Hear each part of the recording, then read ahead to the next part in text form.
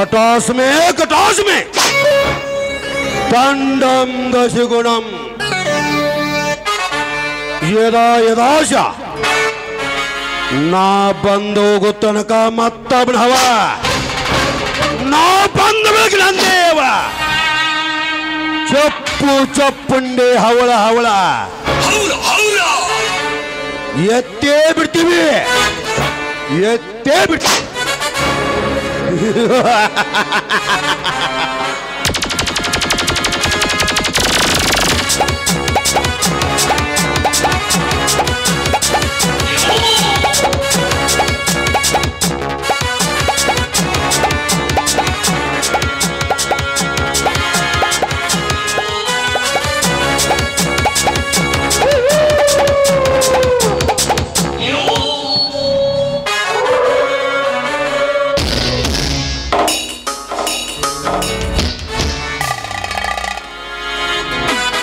ದೊಡ್ಡ ಬಣಿತನದವರ ವಿಷಯ ದೊಡ್ಡದಾಗಿರುತ್ತೆ ಎಂಬುದು ನನಗೀಗ ಅರ್ಥವಾಯಿತು. ತಂದೆ, ಎಷ್ಟೊಂದು ವಿಚಿತ್ರವಾಗಿ ಕಣ್ಮುಚ್ಚಲೆ ಆಟ ಆಡ್ತಾ ಇದ್ದೆಲ್ಲ ನನ್ನ ಬಾಳಿನಲ್ಲಿ. ನಾನು ಏನು ತಪ್ಪು ಮಾಡಿದ್ದೇನೆ ಎಂದು ನನಗೆ ಈ ಶಿಕ್ಷೆ ಕೊಟ್ಟಿದ್ದೀಯ ಅಪ್ಪ. ಗಂಡೆದಿಯ ಗರ್ತಿಯಾದ ಗಂಗಳ ಕೊಲೆಗೆ ನಾನೇ ಕಾರಣಳಾದೆ. ಯಾವುದೇ ತಪ್ಪು ಮಾಡದೆ ಜೈಲು ಶಿಕ್ಷೆ ಅನುಭವಿಸಿ ಬಂದೆ. ತಂಗಿ, ಇಲ್ಲದ ವಿಷಯಕ್ಕೆ ನೀನು ಹೀಗೆ ಅಳುತ್ತಾ ನಿಲ್ಲಬೇಡಮ್ಮ, ಅಳುತ್ತಾ ನಿಲ್ಲಬೇಡ. ನಿಂತಿ ಹೋದ ಕಾಲಕ್ಕೆ ಚಿಂತಿಸಿ ಫಲವಿಲ್ಲ ತಂಗಿ, ಚಿಂತಿಸಿ ಫಲವಿಲ್ಲ. ಹೌದಲ್ಲ, ಮಾಡ ಹೋದ ಮೇಲೆ ಮರಣ ಬಂದಾಗೆ ನಾನೀಗ ಜೀವಂತವಿದ್ರು ಸತ್ತಂತೆ ಅಣ್ಣ, ಇದ್ದು ಸತ್ತಂತೆ ಅಣ್ಣ. ಅಣ್ಣ, ಯಾಕೆ ನನಗೆ ಇಷ್ಟೊಂದು ಘೋರ ಶಿಕ್ಷೆ ಕೊಡ್ತಾ ಇದ್ದಾನೆ ಆ ಭಗವಂತ? ಹೇಳು ಅಣ್ಣ, ಹೇಳು. ನೀನು ಯಾವನು ಮಾಡಿದ ಮೋಸಕ್ಕೆ ನೀನು ಬಲಿಯಾದೆಮ್ಮ, ನೀನು ಬಲಿಯಾದೆ. ನೀನು ಕೊಲೆ ಮಾಡಿದಂತ ನನಗೆ ಗೊತ್ತು ತಂಗಿ, ಗೊತ್ತು. ನೀನೇಕೆ ಸಂಕಷ್ಟ ಸುಳುವಿಗೆ ಸಿಕ್ಕು ಸಾಯಬೇಡಮ್ಮ, ಸಾಯಬೇಡ. ಬದುಕಿ ಬಾಳಬೇಕು ತಂಗಿ, ನೀನು ಬದುಕಿ ಬಾಳಬೇಕು. ಏನಂತ ಮುಖ ಹೊತ್ತು ಮುನ್ನಡಿಯಲ್ಲಿ ಯಾವ ಕಾರಣಕ್ಕಾಗಿ ಬದುಕಬೇಕು ಹೇಳು ಅಣ್ಣ, ಹೇಳು. ತಬ್ಬಲಿ ಆದ ತಂಗಿಯನ್ನು ನನ್ನ ಜೀವನಕ್ಕಿಂತ ಹೆಚ್ಚಾಗಿ ನಿನ್ನನ್ನು ಸಾಕಿ ಸಲುವಿದೀನಿ ತಂಗಿ, ಸಾಕಿ ಸಲುವಿದೀನಿ. ನಿನ್ನ ಅಣ್ಣನ ಸಲುವಾಗಿ ಬದುಕಿ ಬಾಳಬೇಕಮ್ಮ, ಬದುಕಿ ಬಾಳಬೇಕು. ಆ ದೈವ ಏನು ಮಾಡಿಸುತ್ತಾನೆ ಹಾಗೆ ಹೋಗಬೇಕು. ಅಣ್ಣ, ಯಾರಿದ್ರೆ ಏನು ಫಲವೆಂಬಂತೆ ನನ್ನ ಸಾವು ಉಳಿಸಕ್ಕೆ ಆಗುತ್ತೆ ಅಣ್ಣ.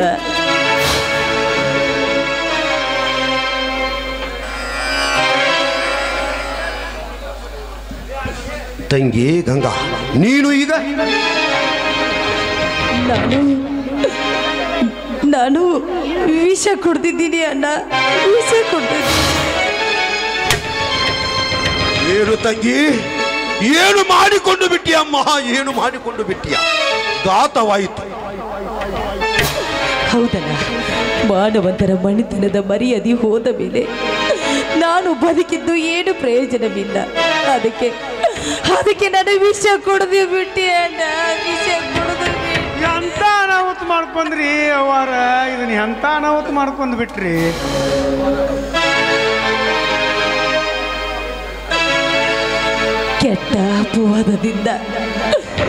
ಕೆಟ್ಟ ಅಪವಾದದಿಂದ ಜೈಲು ಶಿಕ್ಷೆ ಅನುಭವಿಸಿ ಬಂದೆ.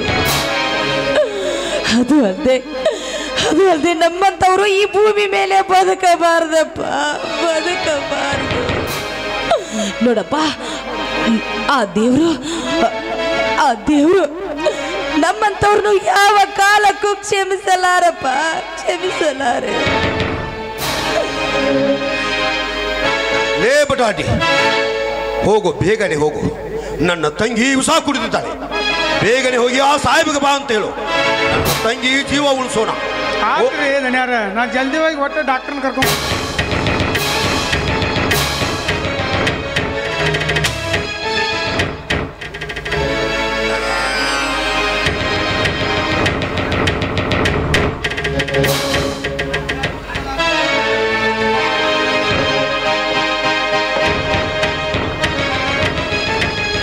ತಂಗಿ ನೀನು ಹಾಗೆ ಮಾಡಬೇಡ ತಂಗಿ, ಹಾಗೆ ಮಾಡಬೇಡ. ನಿನ್ನ ತಾಯಿ ತಂದೆ ಅಂತ್ಯಕ್ಕೆ ಹೋಗಲು ಇನ್ನೂ ಆ ಯಮನ ಹೆಬ್ಬಾಗಿಲು ತೆಗೆದಿಲ್ಲಮ್ಮ, ತೆಗೆದಿಲ್ಲ. ನೀನು ಬದುಕಿ ಬಾಳಬೇಕು ತಂಗಿ, ಬದುಕಿ ಬಾಳಬೇಕು. ನಾವೊಂದು ಬಯಸಿದಾಗ ಆ ದೈವ ಒಂದು ನೀಡಿತು. ಅಣ್ಣ, ನಾನು ಸಾಯ್ಬೇಕು ಅಂತ ನಾನಾಗಿಯೇ ವಿಷ ತೆಗೆದುಕೊಂಡಿದ್ದೀನಿ. ಆದ್ರೆ ನನ್ನನ್ನು ಯಾಕೆ ಉಳಿಸ್ತಾ ಇದ್ದೀಯ? ಬೇಡ ಅಣ್ಣ, ಬೇಡ ಅಣ್ಣ. ಸತ್ತು ಸ್ವರ್ಗ ಸೇರಿದ ನನ್ನ ಹೆತ್ತವ್ರ ಹತ್ರ ನಾನು ಹೋಗ್ತೀನಿ ಅಣ್ಣ, ನಾನು ಹೋಗ್ತೀನಿ.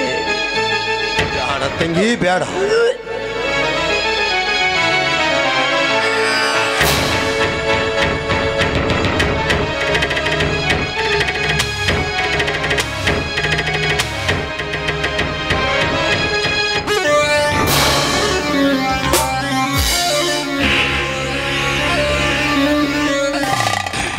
ಇದೇನು ಮಹೇಂದ್ರ, ಇದ್ದಕ್ಕಿದ್ದ ಹಾಗೆ ನಿನ್ನ ತಂಗಿ ವಿಶೇಷ ಸೇವಿಸಿದಂತೆ ನಿಮ್ಮ ಮನೆಯ ಹಾಳಾದ ಬಟಾಟಿ ನನಗೆ ಹೇಳಿ ಡಾಕ್ಟರ್ನ ಕರೆಯಲು ಹೋದ. ಆದ್ರೂ ನಿಮ್ಮ ದೊಡ್ಡ ಮನೆ ತನಕ ಹಿಂಗೆ ಆಗಬಾರ್ದಾಗಿತ್ತಪ್ಪ.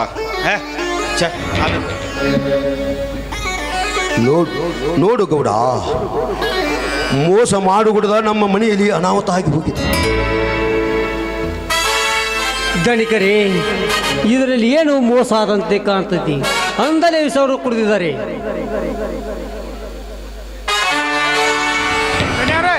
ಡಾಕ್ಟರ್ ಸಾಹೇಬ್ನ ಕರ್ಕೊಂಬಂದ ನೋಡ್ರಿ. ಬನ್ನಿ ಬನ್ನಿ ಸಾಹೇಬ್, ಬನ್ನಿ. ಬೇಗನೆ ನನ್ನ ತಂಗಿನನ್ನು ನೋಡಿ ಜೀವ ಉಳಿಸಿ, ನಿಮಗೆ ಪುಣ್ಯ ತಟ್ಟುತ್ತಿದೆ.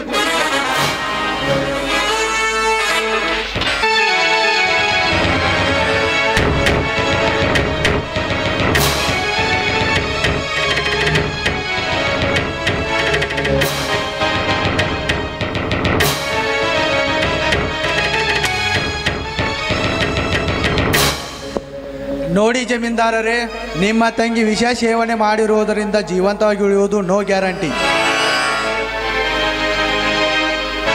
ನೋ ಡಾಕ್ಟ್ರ, ನಿನ್ನ ಕೆಲಸ ಏನೈತಿ ಅದನ್ನು ಮುಗಿಸು ಮೊದಲ. ನೋ ಗ್ಯಾರಂಟಿ ಪಾ ಗ್ಯಾರಂಟಿ ಬೇನು ಕೊಳಮಿಲ್ಲ. ನಿನ್ನ ಮೊದಲ ಕೆಲಸ ನಿನ್ನ ಮುಗಿಸೋ ಹೋಗೋ. ಎಷ್ಟು ಬೇಕಾದಷ್ಟು ರೊಕ್ಕ ಖರ್ಚಾಗಲಿ ನಾವು ಕೊಡ್ತೇವೆ. ಎಸ್ ಗೌಡ್ರಿ, ಟ್ರೈ ಮಾಡ್ತೀನಿ. ಏ ಬಟಾಟಿ, ಬೇಗನೆ ಹೋಗು, ಹಣ ತೆಗೆದುಕೊಂಡು ಹೋಗು. ಸರ್ ಹೋಗಿ ಬರ್ತೀನಿ ರೀ. ಡಾಕ್ಟರ್ ಚೀಟಿ ಬರೀ ಅಂತಲೇ ಗುಳಿ ತಗೋತೀನಿ. ಧನಿಕರೇ, A1 ಟ್ಯಾಬ್ಲೆಟ್ ಬರೆದಿರುವೆ, ಇಮಿಡಿಯೇಟ್ಲಿ ಹೋಗಿ ತರುವ ವ್ಯವಸ್ಥೆ ಮಾಡಿ.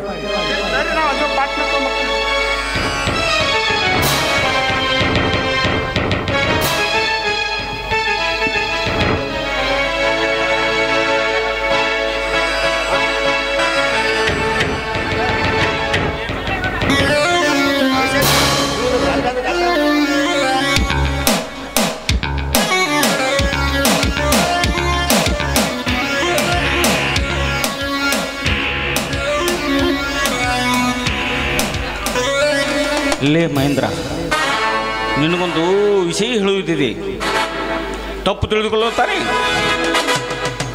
ಅದೇನು ಹೇಳು ಗೌಡ, ನಾನೇನು ತಪ್ಪು ತಿಳಿದುಕೊಳ್ಳೋದಿಲ್ಲ. ನಿಮ್ಮ ತಂಗಿ ನಮ್ಮ ಎದುರಾಳಿಯಾಗಿ ಹೋರಾಟ ಮಾಡುತ್ತಿದ್ದನಲ್ಲ ಆ ಸುರೇಶ, ಅವನು ಮತ್ತು ನಿನ್ನ ತಂಗಿ ದೇಹ ಸಂಪರ್ಕ ಇಟ್ಟುಕೊಂಡಿದ್ದಾರಂತೆ. ಈ ಮಾತು ನಿನಗೇನಾರೇ ಗೊತ್ತಾಯ್ತೇನೆ? ಏನು ಹೇಳಿದೆ ಗೌಡ, ಏನು ಹೇಳಿದೆ? ಆ ಸುಳಿ ಮಗ ಎಲ್ಲಿ ಬಚ್ಚಿಕೊಳ್ಳಲಿ, ಅವನ ತಾಯಿ ಭೂಮಂಡಲದಲ್ಲಿ ಬಚ್ಚಿಕೊಳ್ಳಲಿ. ಅವನ ಹಿಡಿದು ತಂದು ನಮ್ಮ ಅಗಸಿ ಬಾಗಿಲಿ ಕಟ್ಟಿವ. ನಡೆಯುವ ಪುಂಡ ಈಗಿಂದೀಗಲೇ ಹೋಗೇ ಬಿಡು ಅಲ್ಲಿಗೆ. ಈ ಮಾತು ಸತ್ಯ. ನಿಮ್ಮ ತಂಗಿ ವ್ಯಭಿಚಾರ ಮಾಡಿದ್ದು ಸತ್ಯ. ಇದು ಕಾಲೇಜಿನಲ್ಲಿ ಆದ ವಿಷಯ. ಈ ಸುದ್ದಿ ಊರಲ್ಲೆಲ್ಲ ಹಬ್ಬಿಬಿಟ್ಟಿದೆ. ಸೂರ್ಯನ ಬೆಳಕಿನಂತೆ ಹಬ್ಬಿಬಿಟ್ಟಿದೆ ಮಹೇಂದ್ರ, ಹಬ್ಬಿಬಿಟ್ಟಿದೆ. ಡೋಂಟ್ ಟಾಕ್ ಗೌಡ್ರೆ. ಮಲಗಿರುವ ಪೇಷಂಟ್ ಮೇಲೆ ಪರಿಣಾಮ ಬೀರುವ ವಿಷಯವನ್ನು ಮಾತನಾಡಬೇಡಿ. ಡಾಕ್ಟರ್, ನಿನ್ನ ಕೆಲಸ ಮುಗಿಸು ಮೊದಲು, ನಾವು ಹೋಗಿ ಬರ್ತೇವೆ.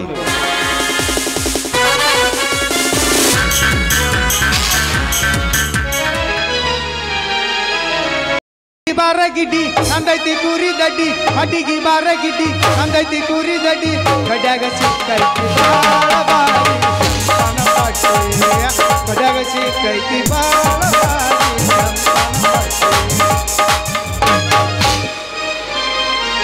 ಮುದ್ದು ಮುದ್ದು ಮಾತಾಡಿ ಮಧ್ಯಾಹ್ನದಾಗ ಮನಿಗೆ ಕರಿಸ್ಯಾಳೋ. ಮುದ್ದು ಮುದ್ದು ಮಾತಾಡಿ ಮಧ್ಯಾಹ್ನದಾಗ ಮನಿಗೆ ಕರಿಸ್ಯಾಳೋ. ವಾರಿತ್ತು ಮದುವೆ ಫೋನ್ ಹಚ್ಚಿ ಆಯಾಮ ಸಾರಿ ಅಂದಾಳೋ. ವಾರಿತ್ತು ಮದುವೆ ಫೋನ್ ಹಚ್ಚಿ ಆಯಾಮ ಸಾರಿ ಅಂದಾಳೋ.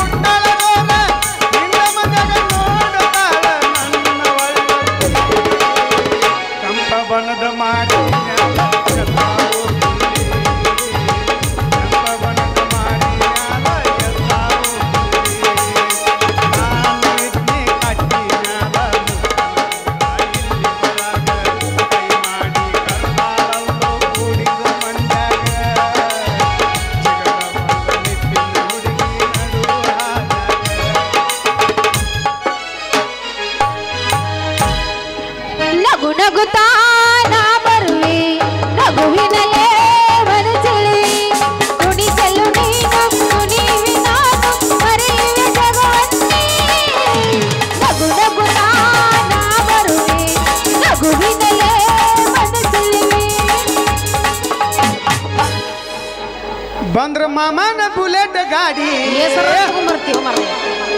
ಇದ ಮೊದಲಾಡಿದ್ ಬೇರೆ. Original song. ಬುಲೆಟ್ ಗಾಡಿ ಯಾರ್ದ? ನಮ್ಮೂರ್ದ. ಯಾರ್ದು? ನಾಲ್ಕೂರ್ ಬಲ್ಲು ಬಾಮ್ಟೆ ಅಂದ. ಅದ್ರ ಮ್ಯಾಲ ಪರ್ಸು ಕೋಲು ಹಾಡ ಬರ್ದಾನು. ಬಂದ್ರ ಮಾಮನ ಬುಲೆಟ್ ಗಾಡಿ ಕೇಳ ಪಾಡ ಪಾಡ ಪಾಡ ಪಾಡ ಪಾಡ ಪಾಡ ಪಾಡ ಪಾಡ ಪಾಡ ಪಾಡ ಪಾಡ ಪಾಡ ಪಾಡ ಕಾಲೇಜ ಹುಡುಗ್ಯಾರ ಬಿಗಿ ಬಿಗಿ ನೋಡ್ತಾರ ಮನದಾಗ ಆಗ್ತೈತಿ ದಾಡು ದಾಡು ದಾಡು ದಾಡು ಮನದಾಗ ಆಗ್ತೈತಿ ದಾಡು ದಾಡು ದಾಡು ಡ್ಯಾನ್ಸ್.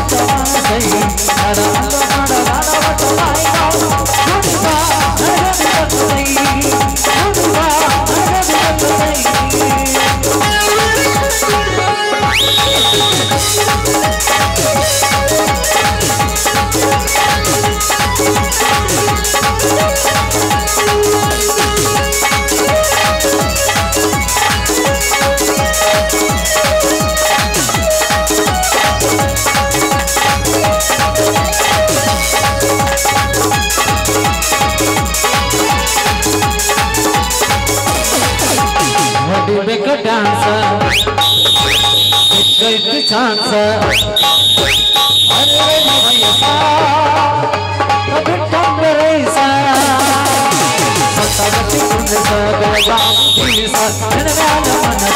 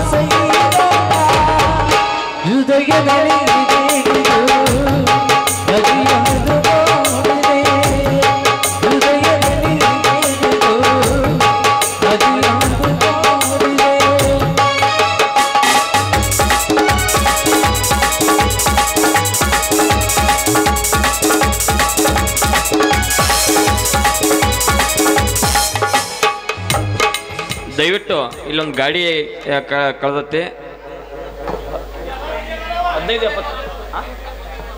7569 ಗಾಡಿ ನಂಬರು 7569 ಗಾಡಿ ನಂಬರು. ದಯವಿಟ್ಟು ಯಾರಾದರೂ ಇದ್ರ ಟೈಮ್ದಾಗ ತೊಗೊಂಡು ಹೋಗಿದ್ರೆ ತಂದು ದಯವಿಟ್ಟು ಇಲ್ಲಿ ಕೊಡ್ಬೇಕಾಗಿ ವಿನಂತಿ. ಗಾಡಿ ತೊಗೊಂಡು ಹೋಗಿದ್ರೆ ಸೈಕಲ್ ಮುಟ್ರು ದಯವಿಟ್ಟು 7569 ಗಾಡಿ ನಂಬರು.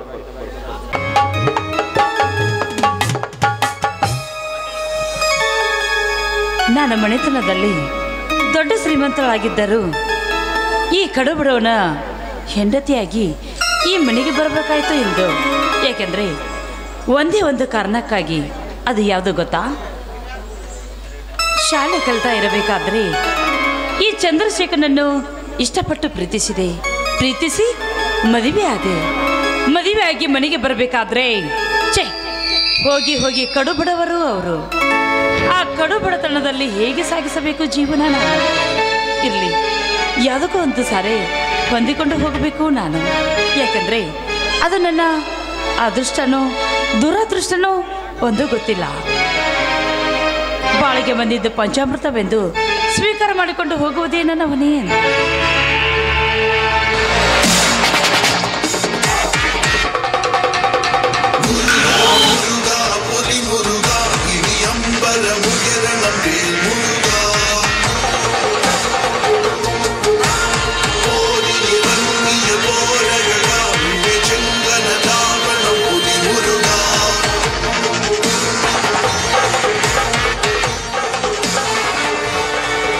ಹಬ್ಬ, ಇದು ಯಾವ ಹೊಂಡದ ಹಂಸ ಪಕ್ಷಿ ಇದು?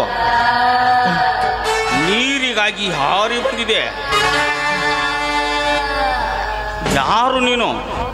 ಒಬ್ಬಳೆ ನೀರಿಗೆ ಹೊರಟಿರುವಲ್ಲ.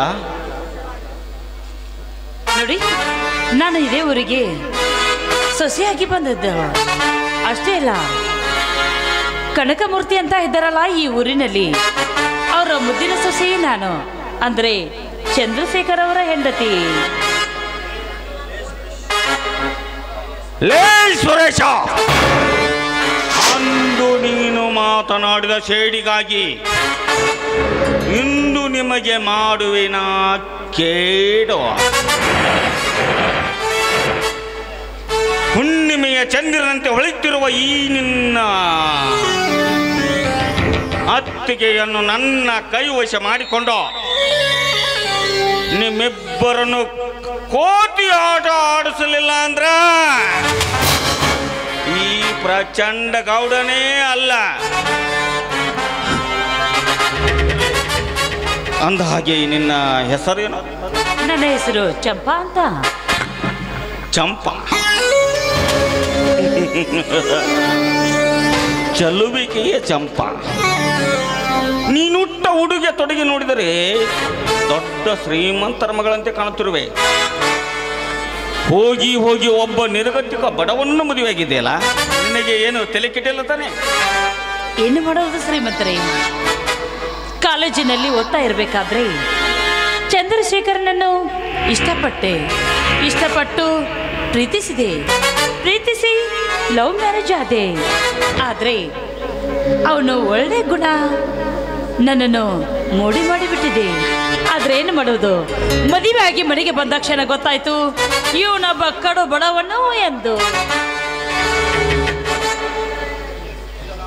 ಲಕ ಲಕ ಲಕ ಲಕ ಲಕ ಲಕ.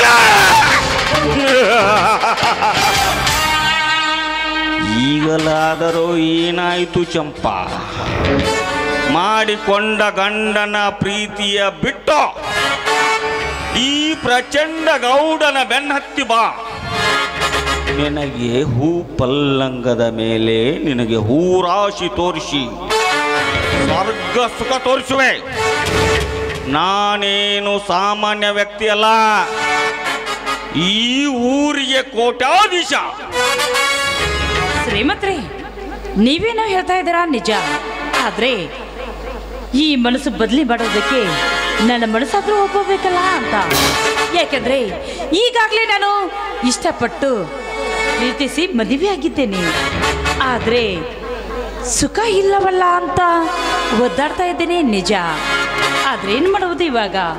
ಇಷ್ಟೊಂದು ನೀವು ಪರಿಪರಿಯಾಗಿ ಕೇಳ್ತಾ ಇರುವಾಗ ಇಂದಿನಿಂದ ನಾನು ನಿಮ್ಮ ಒಳಾಗೋದಕ್ಕೆ ಒಪ್ಪಿಕೊಡುವೆ ನಾನು. ಹಾಗಿದ್ದರೆ ಈ ಸುಂದರ ಲೋಕದಲ್ಲಿ ಒಂದು ಸುಂದರ ಗೀತೆಯನ್ನು ಹಾಡಬಾರದೇ ಚಿನ್ನ? ಮತ್ತೆ ತಡ, ಈಗಲೇ ನಿಮ್ಗೋಸ್ಕರ ಹಾಡುವೆ ನಾನು.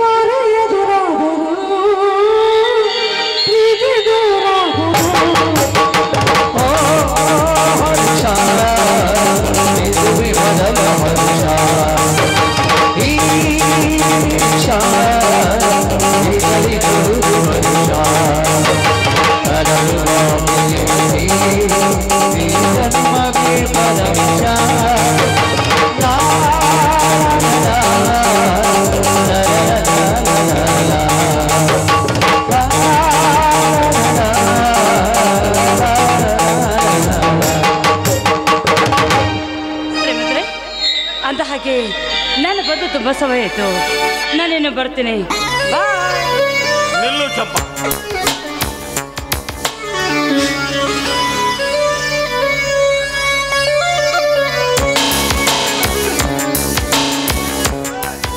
ಯಾಕೆ ಈ ನಿಮ್ಮ ಪ್ರೇಯಸಿಗೆ ಪ್ರೀತಿಯ ಕಾಣಿಕೆ ಏನಾದ್ರೂ ಕೊಡ್ತಾ ಇದ್ದೀರಾ?